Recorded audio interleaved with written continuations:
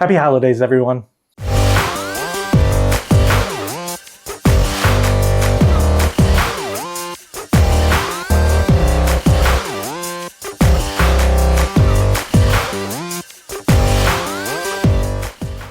What's up, Brew Crew? Welcome back to Beer City Board Games. We are starting to get into the holiday season now, and I wanted to make sure to get this video out before it's too late.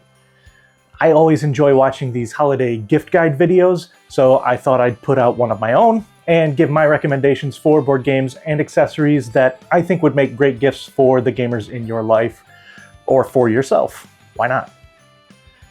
Now, I'm going to be going through several different categories in this one video, and then giving 2 or 3 suggestions for each category. And so to keep the video from getting to be too long, I'm not going to be spending a ton of time on each game, mainly just I'll be giving a quick overview of each game, and then you can go and check out any that sound like they might be interesting to you or the person that you're giving it to. I'll be making sure that these games are currently available through retail at the time of me recording this, and I'm also going to be doing a separate video just for stocking stuffer games, because I know a lot of folks are specifically looking for those, and so I'm just going to put them in their own video. And make sure to stick around until the end too, where I'll give some non-game gift suggestions for gamers as well. All right, let's get started.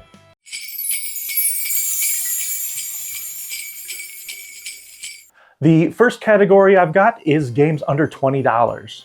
Let's face it, the holidays can be an expensive time of year. And whether we are budgeting for ourselves or there's an agreed upon price limit, it's always nice to have a few less expensive options to choose from. First up is Targi, a 2-player only worker placement game where you will take turns placing your 3 workers on the outer edge of a grid of cards and taking the actions of that space.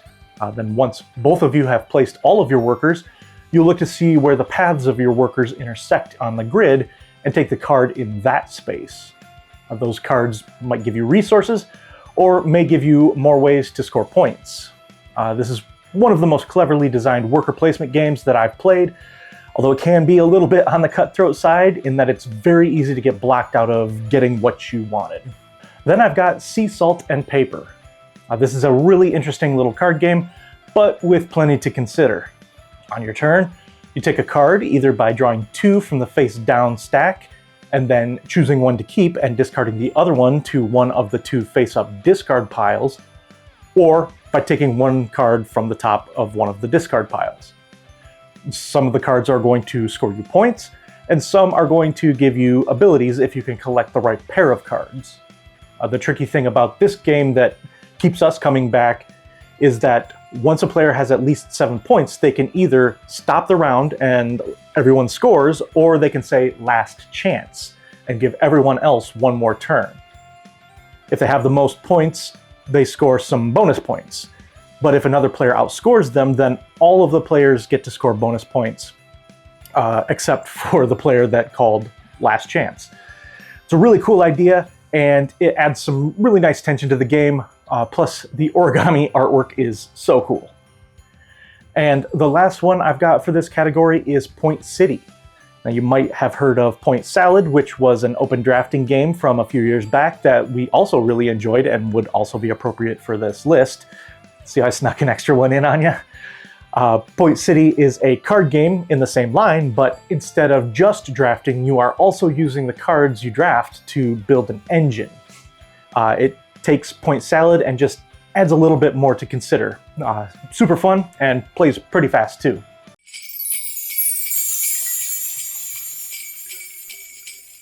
All right, next up, let's talk about party games.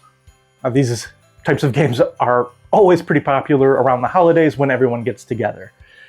Generally speaking, I'm not a huge fan of party games, especially any type of acting or standing up and be silly type of games. But I've got a few suggestions here for games that have very simple rules, can play a lot of people, and that are always good for a laugh, that comes naturally. First, I've got Things in Rings. Now, Dwayne from Blackboard Gaming showed us this one at GrandCon this year, and I thought it was a lot of fun, and we were really cracking up while playing it. Basically, there's a Venn diagram in the middle of the table, and each circle has a special rule about what can be placed there. The one person who knows what these 3 rules are will place a couple of clue cards, and then everyone else has a hand of cards with words and pictures on them, and they're trying to get rid of their hand of cards by playing them to the right spot on the Venn diagram. It can be really tricky to figure out what the clues mean, but as more and more cards get placed out, you might be able to deduce what some of the special rules are. And just to be clear, I feel like I was pretty terrible at this game, but I still had a lot of fun playing it, which should tell you something. This is a great game to get for someone you know that really loves puzzly games. The next party game I'd recommend is Green Team Wins. This is a really fun party game that ends up leading to a lot of discussion because the way the game works is that you are given a question that's either going to be an either-or type question where you choose between 2 things, or a multiple choice answer. Everyone starts off on the orange team, and the only way that you can score points is by being on the green team. And you do that by answering the question that the majority of players chose. You get 1 point for answering with the majority if you switch from the orange team to the green team, but you get 2 points if you answer with the majority when you're already on the green team. It's a bit of a strange concept when you first hear about it, and at first it didn't make a lot of sense to me, but once you see it in action, it's actually a super fun game to play, and like I said, leads to a lot of discussions about people's answers.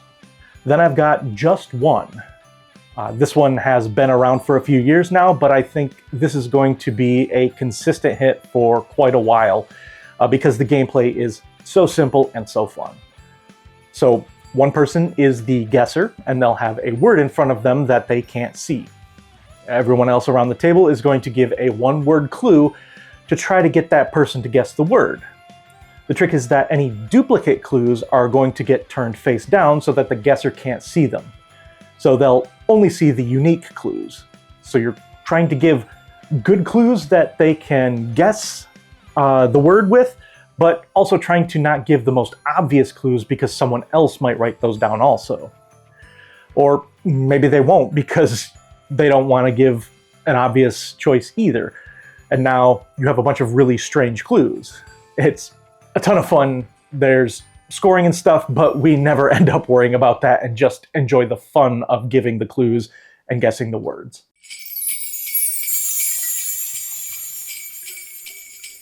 Next up are family games. These are games that are fun to play with everyone from the kids to the adults to the grandparents. There's a bit more strategy here, but there's usually a fair bit of luck involved too, just to level the playing field a little bit. First up is a game that we've loved for a long time now, and it really almost could have fit in the party games category because it can play a large number of people, especially with the fancy new second edition, and that's Camel Up. This is a really silly game about betting on a camel race, but if the camels land on the same space, they stack on top of each other. Whenever a camel moves, it carries all the other camels on top of it along the track as well. On your turn, you get to choose if you're going to place some sort of bet or if you're going to make one of the camels move. But you don't get to choose which camel moves. You'll use this pretty neat pyramid machine to randomly pop out a die. The color of the die tells you which camel moves, and the number tells you how far it moves. So there's some genuine excitement as everyone waits to see which camel will cross the finish line first. And actually, I'll give an honorable mention here to Ready, Set, Bet. It's another betting game, this time on horses. It's less silly, and there's a lot more different types of wagers to try and keep an eye on, but it's in real time, so it's another racing game that I think actually captures the excitement of a horse race. Then I've got Boop, which is a cute little abstract strategy game about cats getting a spot on the bed. Whenever you place a kitten on the bed, any cat next to it will move one space away in the opposite direction. You're trying to get 3 of your kittens in a row so that they grow into cats, and then get 3 cats in a row to win the game. It's Very thinky, abstract game with a super cute theme and a pretty neat production. The bed that you're placing cats on is actually the bottom of the box when you flip it upside down, and the play area that's laid on top of it is actually fabric with little quilted squares. If you want, you can also check out Boop if you want a Halloween-themed game with kittens and ghost cats, or Boop the Halls if you want to go full Christmas. This version has a 3D tree that lets you win by either getting 3 cats in a row or by knocking your opponent's ornaments off the tree. And the last one I've got for this category is Capybaras from Kids Table Board Games. KTBG has a lot of great family-friendly board games, but I would say that Capybaras is one of their most approachable games that I've played, although I really don't think you can go wrong by choosing any of their games. Capybaras is a little tableau builder with multi-use cards where you can choose to add cards to your cafe, which will give you more types of food, drink, or specific decor that customers are looking for. Or you can serve the customers on them for money and potentially points at the end of the game. It's a fairly simple game to play with not a lot of rules to worry about, but still satisfying when you're able to get a little engine going.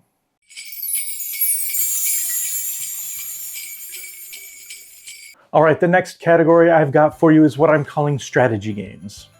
These would be a step up from family games, and there's a bit more strategy involved, but the rules are fairly easy to understand still, and there's not a ton of complexity. First up, I'll suggest Forest Shuffle. This is a nature-themed game from Lookout that's all about growing a forest and populating it with animals. This game also has what could be considered multi-use cards. Once you've planted your tree in the forest, you'll start adding plants, animals, and insects. But these cards are split either vertically or horizontally with a different thing on each side, so you have to choose which one of these you're going to keep and which one you'll cover up. The one you cover up, you won't be able to score. I also like that you're paying to play cards by discarding cards from your hand. This is a mechanism similar to Race for the Galaxy or San Juan, and again, adds a nice bit of tension to the game. Next on this section of the list, I've got Wild Tiled West. I wanted to make sure to have at least one good tile laying game somewhere on this gift guide because it's a pretty popular genre, and I think this is one that is a lot of fun. It has a lot of the usual tile laying tropes, trying to put down tiles and match terrain to score points, but it's got a few twists.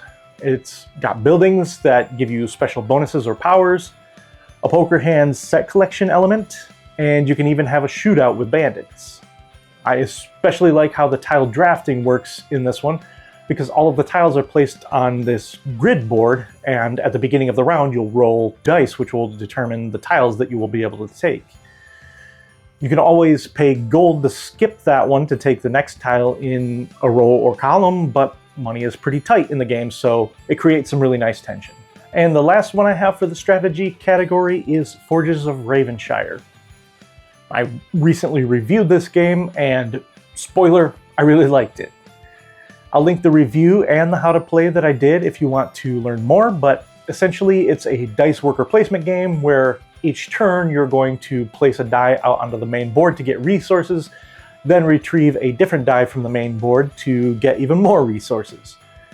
And that's not all though, because when you retrieve the die, it can potentially trigger a bunch more actions when you place it on your player board.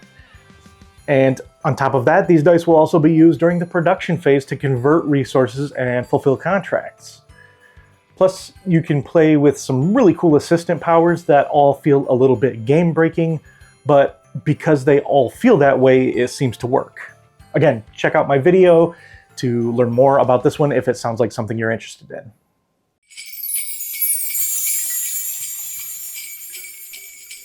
Okay, now let's talk about heavy games. Now, these are games to consider if the person you're buying for would consider the games in the last category good for children, the diehards and the tryhards. These games have significantly more complex rules and complex strategy. These aren't the heaviest games out there, but I'd consider them heavy games for the purposes of this list. So Obviously, first I need to talk about my current #1 game, Brass Birmingham. This is an iteration of the original Brass designed by Martin Wallace, and it makes a few rules changes. This game is so interesting to play though because everything you do impacts other players. The game plays in 2 eras, the Canal era and the Rail era, and in each one you'll need to build up a network to deliver the resources needed to build factories and ship goods. But those resources might come from an opponent, and maybe they're happy about that because it gives them points if you clear out all of their resources. But maybe they needed those resources for something they were planning on doing, so they end up using someone else's resources instead. Everything is so intertwined and interconnected, and it's just a good design and a great economic puzzle. And then I really couldn't consider this the heavy list if I didn't include a game from the king of heavy games, Vital Lacerda. Jen and I love several of his games, and we have a few more on the shelf that we haven't played yet, but the one that I'm going to recommend here is Vinhos.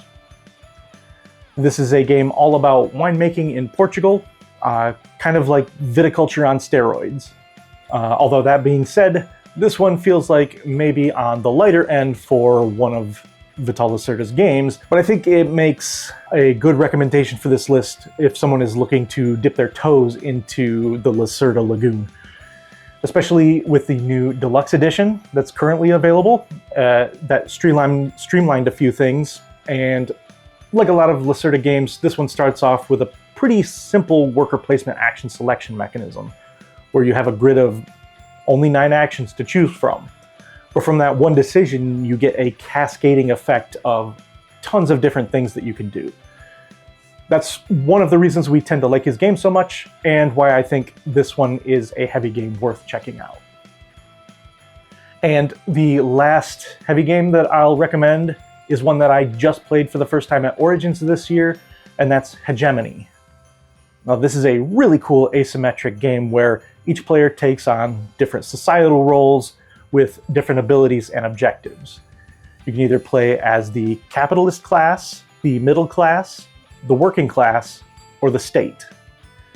Now, the capitalist class are trying to maximize profit, the working class are trying to create unions and cover their basic needs, the middle class is more or less a combination of these two, and the state is just trying to keep everyone happy. It's such an interesting game and really feels like you're playing out all of those concepts that you learned in economics. To me, this is also one of those types of games where when we're done playing it, I can't stop thinking about it. It usually leads to a lot of discussion after the game about the different strategies that played out. I think this one is one that you'll want to do a bit more research on before buying it though, because the asymmetric nature of the game makes it a little difficult to get to the table, and it can be a pretty long game. But if you're interested in this type of thing, then I think Hegemony would be a great choice for a heavy gamer.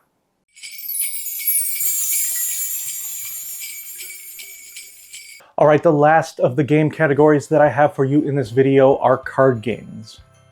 Well, specifically, these are games that are influenced by classic card games like poker or rummy, or trick-taking games like hearts or spades.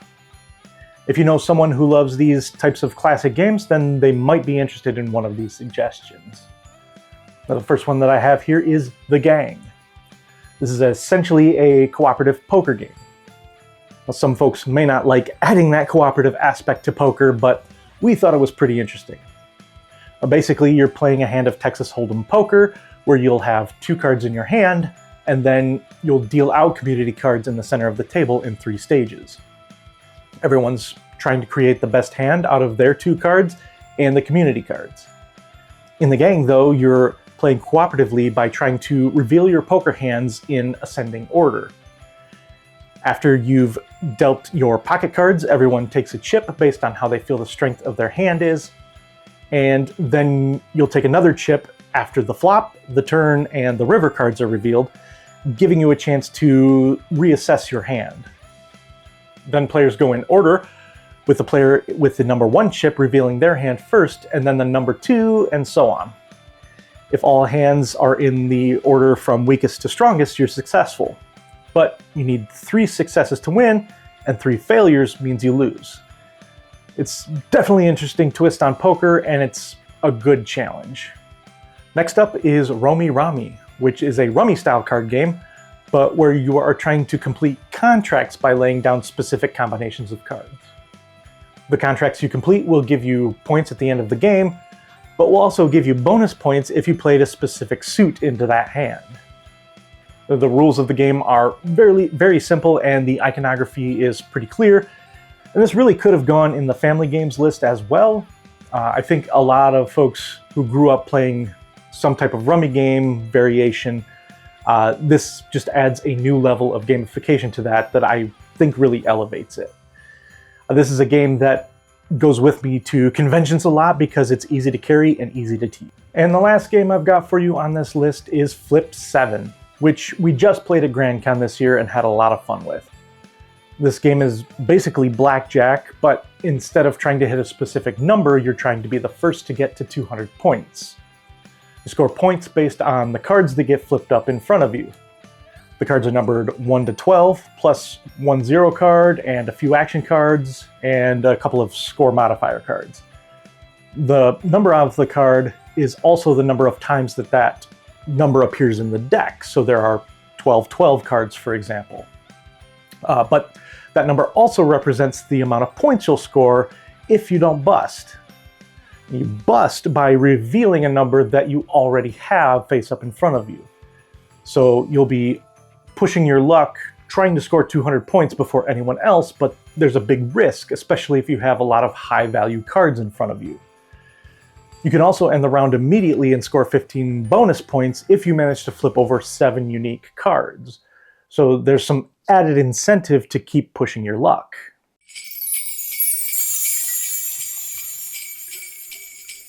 All right, that's it for my list of games. But what do you get for the gamer who already owns all the games? I've got a few suggestions here for non-game gift ideas that would be great for gamers. Now, one suggestion would be to find out if there are any metal coins being sold for any of their favorite games. Now, this is a big one because we gamers love our metal coins. So many companies now are releasing metal coin sets for popular games, and they really do a lot to elevate the game experience, in my opinion. They don't even necessarily have to be metal coins. One year for Christmas, Jen got me the Roxley Iron Clays for brass. This is a beautiful set of poker chip style money counters that we use for a lot of games now. You can even find some generic metal coins that could work for a number of games. I have a set of gold pirate style coins that I keep and pull out whenever we're playing a pirate themed game like Libertalia, Merchants and Marauders, or Jamaica. Another great option for a gamer gift would be a game bag. Allplay has some fantastic game bags. That's what we use. But there are several other companies out there that make good game bag options at a few different price points. And one idea that I think is really cool is getting someone a customized first player marker. It could be a coin or a figure, or maybe you have something special 3D printed. This could either be something generic that could be used for any game, or it could be something specific for their favorite game. Another cool custom idea would be token trays.